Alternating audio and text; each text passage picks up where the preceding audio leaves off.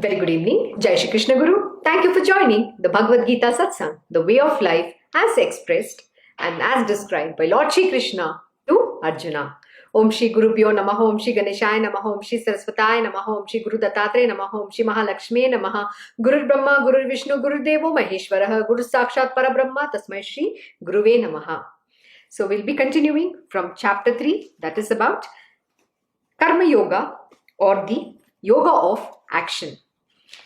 In the last satsang, we stopped at verse 20. So we will continue from verse 22 onwards. So chapter 3, verse 21. For whatever a great man does, that very thing other men also do. Whatever standards he set up, the generality of men follow the same. So here, Lord Shri Krishna is explaining to Arjuna how should he be. And he gave an example in the last satsang. We understood about how Janaka and other wise men live in this world. So just a quick recap. What did Lord Shri Krishna says? It is through action without attachment alone that Janaka and other wise men reached perfection. Having in view the maintenance of the world order too, you should take to action. So what is he saying? See, please remember that no matter who it is, the great leaders, the great beings who had attained perfection, they were able to achieve that perfection only by practicing action without attachment, and that too, they also kept in view the maintenance of the world order too. And so he's telling to Arjuna, you should take to action. You should also be like Janaka. You should also become this wise man. That is what Lord Shri Krishna is teaching Arjuna. So in continuation to that, he's telling Arjuna, for whatever a great man does, that very thing other men also do. Whatever standard he sets up, the generality of men follow the same. Absolutely right. You know, my Krishna Guruji is this one very important lesson he has been imparting. More than imparting, he lives, he's the living example for all of us to follow. He has already set a standard. Come what may, my Guruji will never skip his timing. He's always there in time. If it is 6:20, the breakfast time for us, we all have to be seated by 6:15, which means by 6:20 we have to start our breakfast. That is the standard he sets. He does not delay even for a day or even for a moment. He doesn't give excuse. Oh, today I'm very tired. I didn't sleep last night. I'm unable to wake up, or I am sick. No way. Every single day in clockwork precision, he will make the breakfast well in advance. But he works backwards. What does he do? He does planning.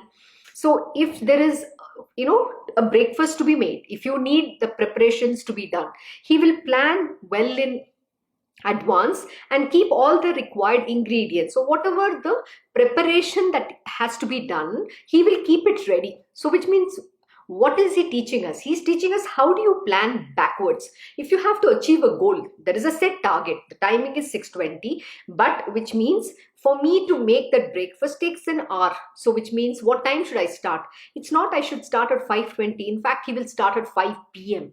Sorry, I apologize. It's 5 a.m.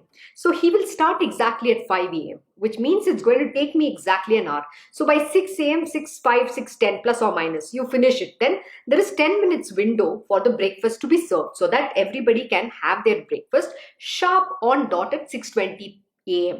And most importantly, what does he also do? He does something which is called preparation, which means if you have to soak some ingredients, or you have to make the batter ready, or you have to powder something, you have to make it, put it in the mixer grinder to keep the basic ingredients ready. Those are the things that he keeps it ready well in advance. So that is called preparation, which means you have to plan in advance. This is what he teaches, and this is the standard he has already established. He has set the standard for all of his disciples. But for us, it is very difficult to keep to that. You know why? Because we are not disciplined. We don't have that self-discipline within ourselves. We give excuse, oh, today I slept very late, I can't wake up in the morning. And either I woke up at this time, then I didn't have sleep at all, then I'm falling asleep. Why? Because we are attached to our body. we have not overcome what is called that I am not this body and I am the divine being.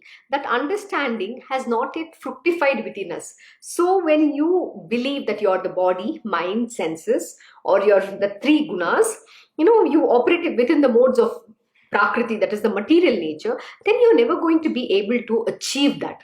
So what is he saying? Through action, you strive to perfect.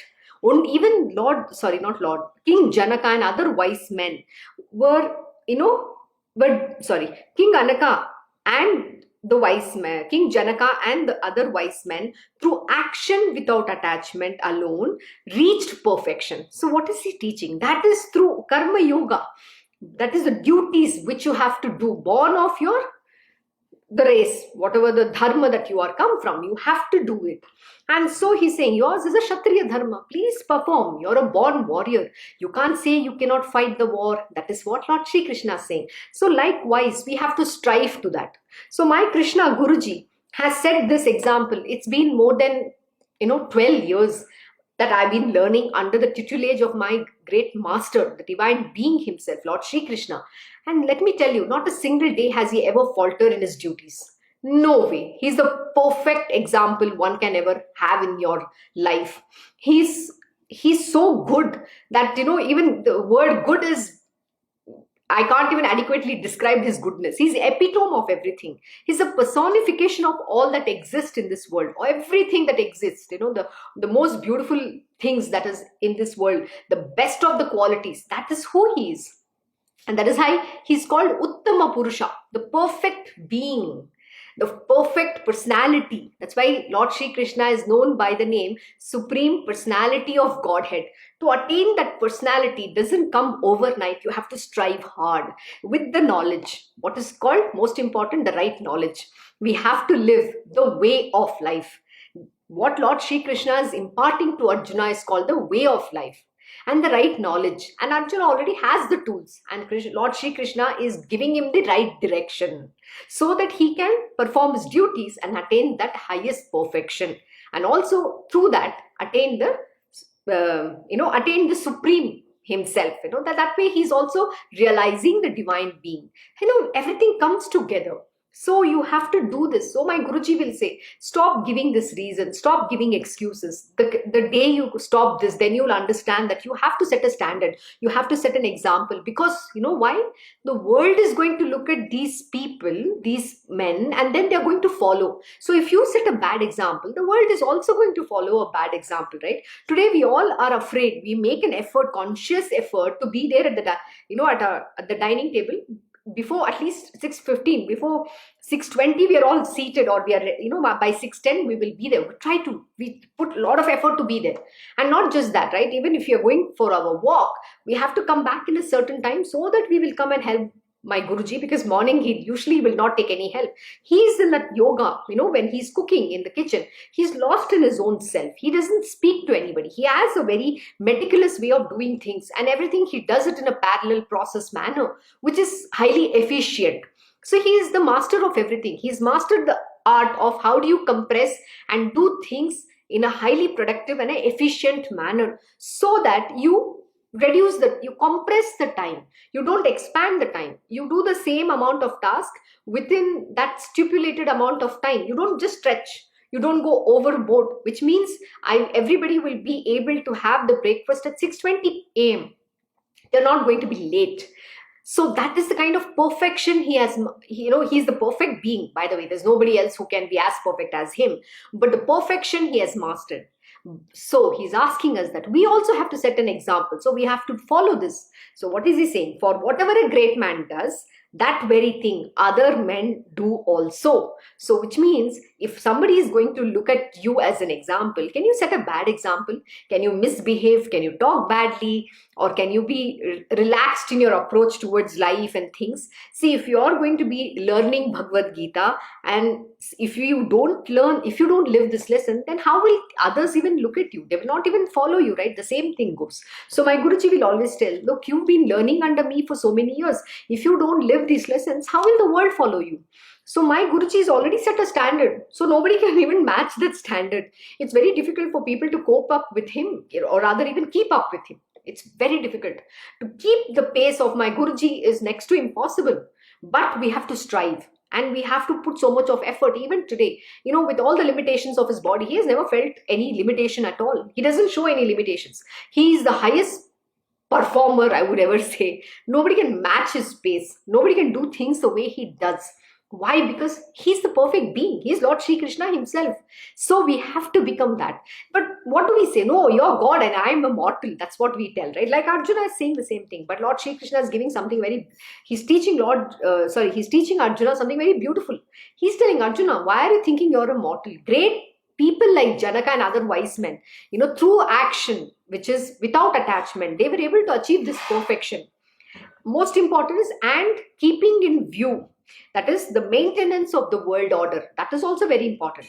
It is not just because I just have to do this in my life. It is also because I also have to take care of the world and the people around me. So it is not a selfishly motivated action, not just to strive for my perfection, or I have to become a realized being, or I have to attain the supreme. No. It is also because I have to ensure this world is also maintained in order. That is also very important. It's not for us alone, but most important, it is for the well-being of the world, the goodness for everybody. We have to think of everybody. See, when the God does something, in that he is ensuring that there is a well-being of everybody. In his world, there is no foe and friend. We all have the discrimination factor. Somebody is good, somebody is bad. But for God, everyone, all of us are his children, and he's the father, he's the mother. So he takes care of everybody's well-being. For him, he doesn't have ulterior motives that I will give to one and I will not give to one. But you know what he does? He knows what is right for his children, and he will only bestow that which is good for each of his children, right? Each one, he knows what his child needs. Every child has its own requirement. So the God, as a father and mother, knows what is right for his child. So he's not going to just try to give things just because you're asking. He will give you those things which is going to help you in your life and ensure your well-being. How beautiful is that? I have observed last 12 plus years, of course I know my Guruji beyond that, but as my spiritual master, one very important thing that I have observed is that no matter whatever he does, he ensures everybody's welfare. That is what he cares about. Though it might not appear like he's ensuring everybody's welfare, it definitely doesn't, because we don't have the vision to see beyond our nose. We can't see beyond our nose. Our yardstick is very different, the measurement of the way we measure or look at life. But my Guruji, he does things from a futuristic perspective. He knows what is good for you based on the future. So he's not going to think about now. It's not about fulfilling your petty desires now or doing something which is going to please you. No, he's only focused from a long-term perspective. Why? Because only the Guru has a complete understanding your past, your present, and a future life. So imagine how beautiful is that. My Guruji will say, God does not think from a near term or a short term.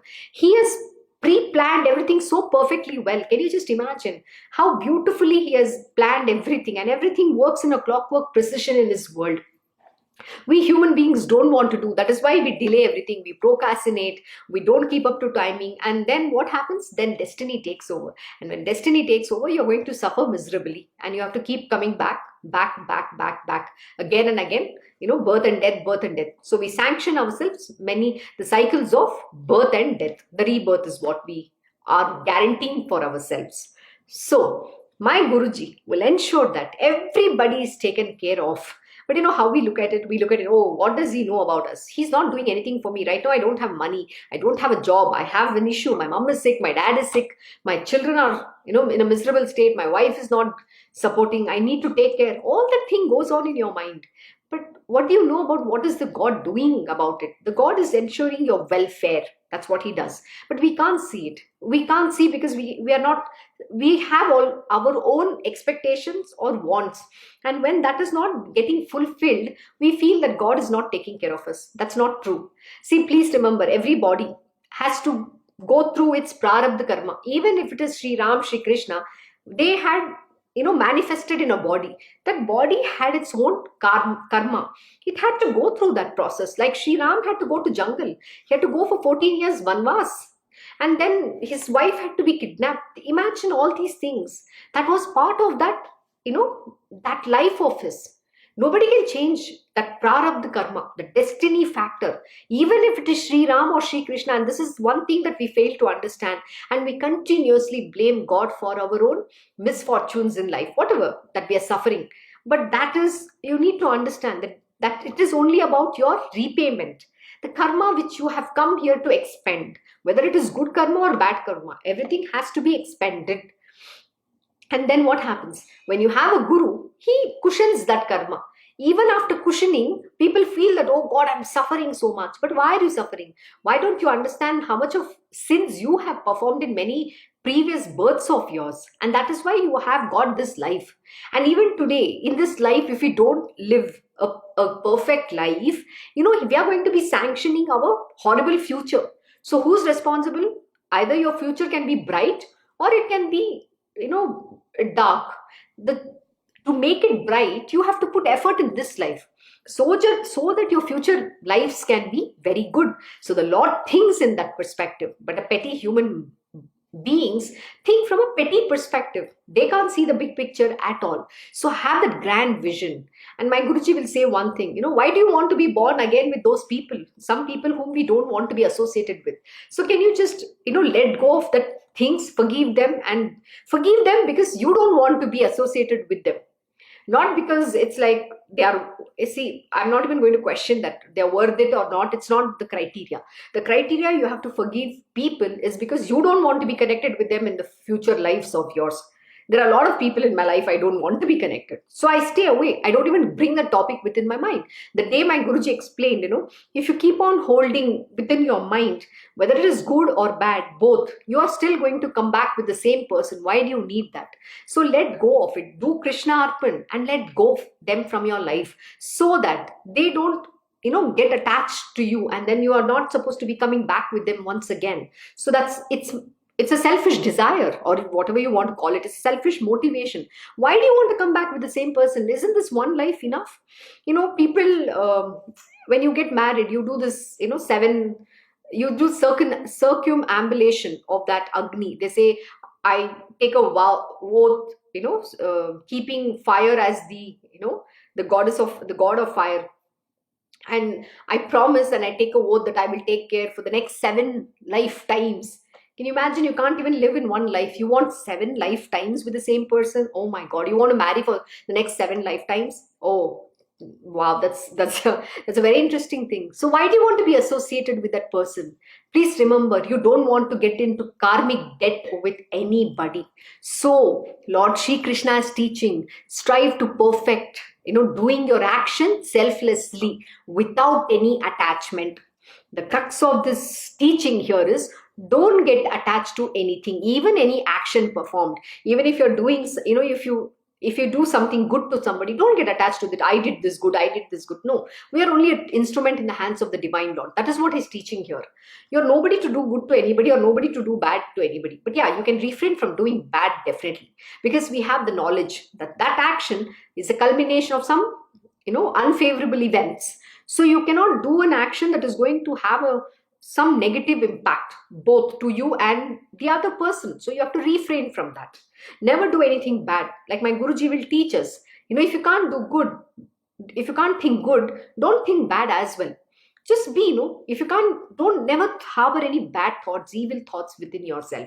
Just do Krishna Arpan. He has always taught a very beautiful lesson. See, the universe is watching. Everybody is going to pay for their own sins they commit, the good or the bad.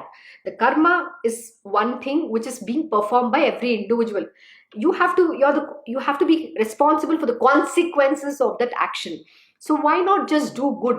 And if you do something which is not favorable, please remember, the universe is going to anyways give you that lesson, whether you like it or not. Whether it is me or anybody in this world, everybody is going to get that lesson.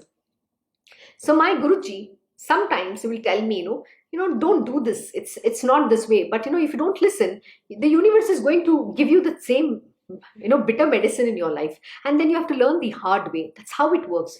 That's the law. That's a universal law. My Guruji will say a very beautiful lesson. He'll say, भगवान का घर में देर है लेकिन अंधेर नहीं, and मेरा चक्की पीसता है, बहुत fine पीसता है.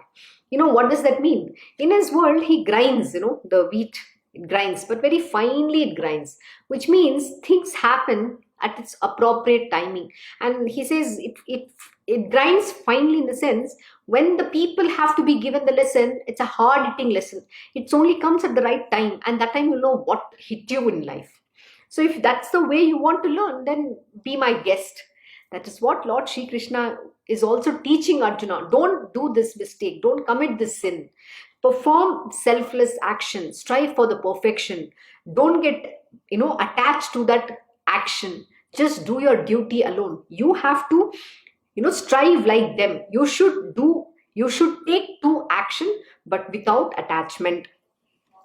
And now the whole lesson was, whatever a great man does, that very thing other men also do. So set a good example in this world.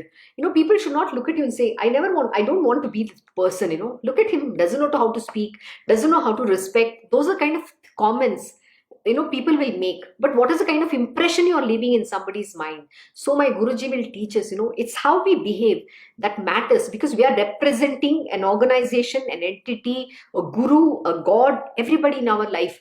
The first thing they will question is, what kind of a teacher did he have or she had? Look at the way they behave.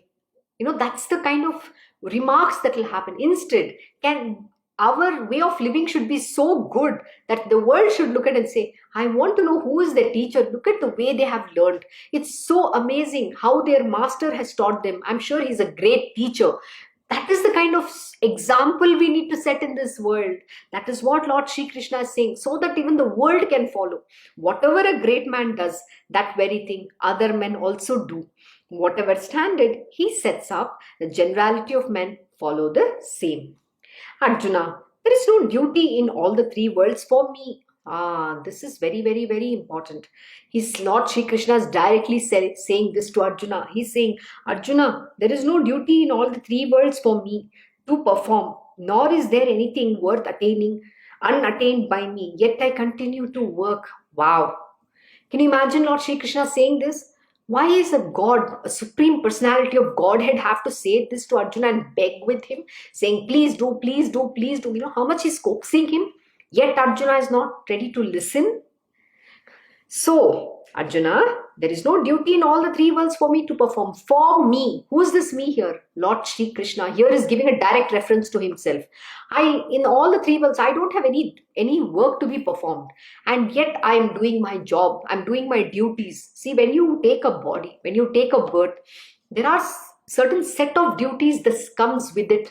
Whether you like it or not, you can say, I don't want to do it, but you will have to still do the same thing in that life of yours at whatever point in time. But when you do that, when the time has already gone past, and when you finally end up doing the same thing, then you'll incur sins. Then what use is it? So he's saying, even as a God, even if I am born on this planet Earth, I manifest, not born, I manifest. I still have to perform my duties. But what is there for me to do in all the three worlds? I am the supreme personality of Godhead. This universe is mine. I have created this universe. Imagine Lord Shri Krishna saying that I have to also work. And he's saying, nor is there anything worth attaining. There's nothing for him to attain. What is there for him to attain? He's everything he owns. He's the master of this universe. He's the Sachidanand, truth, knowledge and bliss. Is there anything that is not attained by him? Nor is there anything worth attaining, unattained by me. He has attained everything, yet I perform my work. Yet I continue to work. Imagine Lord Shri Krishna saying this. So this is exactly what my Krishna Guruji also does. He says, if I don't do, the world will not follow. You people will not follow tomorrow. And many a time my Guruji will ask, imagine you are running a company or you are running something. You have to become that face of the organization. Then how disciplined you need to be. Everybody is watching you. So you cannot, relax even for a moment. You cannot even be relaxed. You cannot have a, taking it easy attitude or approach to life. No. See, everybody can be. See, my Guruji tells something very important. He says, when you have accepted certain position, that position demands. You have to set an example. Everybody's looking up to you. So if you don't perform, then who else will perform? So like Lord Shri Krishna, he says, I continue to work when I have manifested, even though there is no need for me to work. How beautiful is that? So doing your duty is a must. There is no escapism from that, and this is the only time when you can, say walk out of it, is when you have attained God realization or self realization, and then you can say now I don't want to do, or I can do as well. But here in Lord Shri Krishna say, he doesn't prescribe asceticism, or he doesn't say you have to become a sannyasi, you don't have to do jobs. No, he says, born of your nature, born of this body, the bodily duties, born of your prarabdha karma, you have to perform your action. There are a lot of people in this world today, all these youngsters, because they're very frustrated in the material world and they get disillusioned, they think spirituality is the way out of it. It's an escapism from material world, and they come into the world of spiritual having their own whims and fancies, having their own ideas and ideologies. This is spirituality. What we are learning here is spirituality. There is no easy way out. On the contrary, when you enter the world of spiritual, it is all the more difficult, because you don't have you don't get a chance to become relaxed. See, the material worldly people are allowed because they are not getting the knowledge. But if you are getting this knowledge, you are not allowed to behave however you want and say, I'm not going to work. So these people come in, sometimes come to meet my Guruji. And at that time, they think that, they want to be lost in meditation. They don't want to work. They just want to sit and do nothing. And somebody will say, no, you know what, I want to do something. But first I have to go and plan. They will not even put effort. They don't even have any idea about the subject, without which they'll blindly go and say, I want to do this, I want to do that. But where have you even put effort to studying and getting yourself the right knowledge? That is the most important thing. Today, the right knowledge is missing, the right tools is missing, and the right direction. Though we have the tools, we don't know how to use the tools. See, it all begins from the foundation of right knowledge. Once you have the knowledge, then you will learn the application of it. And once you apply, then you will go on the path. That is the right direction. It's all these three, are integrated. And it all begins with that one element or one aspect called knowledge, the right knowledge. And this is where we fail. This morning, I was talking to my Guruji. I asked him about something. It's about a sari. And I said, please tell me whether this is worth it or what. I don't know, because I want to understand, is this a real paitani or not? It's a method of weaving. It's one of the weaving techniques, and it comes from a village called Paitan. And the sari name is called Paitani. It's pretty much in Maharashtra. Now, my Guruji saw that and he said, no, it is a weave, but this is not original. So then he explained to me in detail, how does this work? And for me, I was overwhelmed. Because why? I don't know, and I'm today willing to learn. Because if you don't have knowledge, then how do you, understand what is there in this world? Then I asked him, that means we're all wearing the fake stuff. Because he gave me an understanding, how do people make? He said the cost of owning or having one original, anything which is original is quite expensive. You have to pay the price. But today, we human beings want everything cheap, cheap, cheap. So what do these people do is, they compromise on the raw materials, the ingredients that is required to produce that product. And what happens? Then you get the cheap stuff, though it is a fake, you're wearing a fake product, but at a low price. What is that? You will say, oh, I'm pleased because I was able to get this at such a low price, But that's not original. So he gave me an understanding. See, today the gold or silver rate is so high. So he then translated, if I were to make one sari, I need so much amount of grams of silver thread or gold zari if you need that, this is the amount. And he gave me a simple calculation. So now he then asked, so just imagine, cost of making one sari, weaving, not, we are not talking about power loom.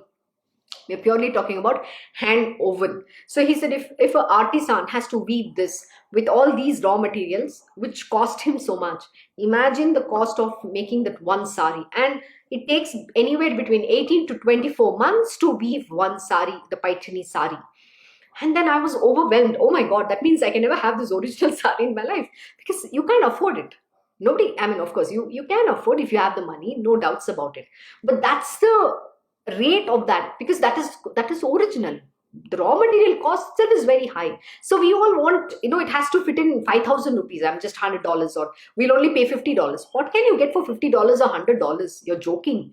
And that's why the world, they all compromise on the raw materials. They mix with other duplicate stuff which is not original, and then they give you the same finish and look, making you believe, oh, that is 100% silk. But he said in every silk sari, the percentage of silk is only 20 to 25%. 75% is other material, raw materials. It could be a rayon, it could be a rayon, or it could be a polyester, something which is duplicate silk thread. It is not original. It's not the silver zari thread. So that is how it works. But how many people do really know? You take any women in this world who doesn't even have any idea or knowledge about that product. She'll just go to a sari shop. She'll just say, okay, you know what I need? They know the basic fabrics that they want. I want a cotton, or I want a silk, I want a chiffon. She'll rattle off that name. And what looks good to her eyes, she buys. But she has no idea what she is buying. Why? Because the right knowledge is missing. And nobody makes an effort to learn. So the choice of learning rests with you alone. If you want to wear something and you're representing someone, you first need to have that knowledge. So my Guruji taught me this, and I was really overwhelmed. I said, you know what, don't give me any more. Don't teach me more than this, because let me, absorb whatever you have taught just now. I wouldn't have understood this at all. But thank you so much for giving me this knowledge, is what I said. It was amazing. And we think we have, we have the best stuff. We don't even have any idea about what kind of a crap we are wearing. So imagine how much, when you wear, a lot of clothes have this polyester. Imagine you're wearing something that can't even breathe. It's harmful for the environment. That's the world we are in. Why? Because we all want cheap, cheap, cheap, cheap, cheap. That's what. We don't want to have just one. We need hundreds of them. And because we want so many, so everybody had, to give you at that cost. And these manufacturers have to compromise at the raw materials. So they have to give you a lot of duplicate stuff in that. So even if you have just 10% or 15, 25% of silk in that, they will still call it a pure silk. But is it a pure silk? No, it is not. That is the understanding I got today. So whatever that you get is only a, you think that you're wearing a pure silk, but you're not. It's still not pure at all. So please understand, everything has a contamination in it, because we don't have that knowledge. So learning is very important. And so my Guruji, teaches these things so that we understand. He's setting an example, how to learn, how to live, how to do things. And it's a perfect example. So though he doesn't have to work or do anything, there is nothing that is unattained by him, yet he continues to work. He works just as an ordinary human being. You tell me which guru in life, all the celebrity gurus, they have hundreds of people around them doing stuff. My Guruji does cooking to every other job. You know why? He's making us capable. Because he does, we follow him. We learn, and we also love to do. That is the example he set. He is Lord Sri Krishna himself.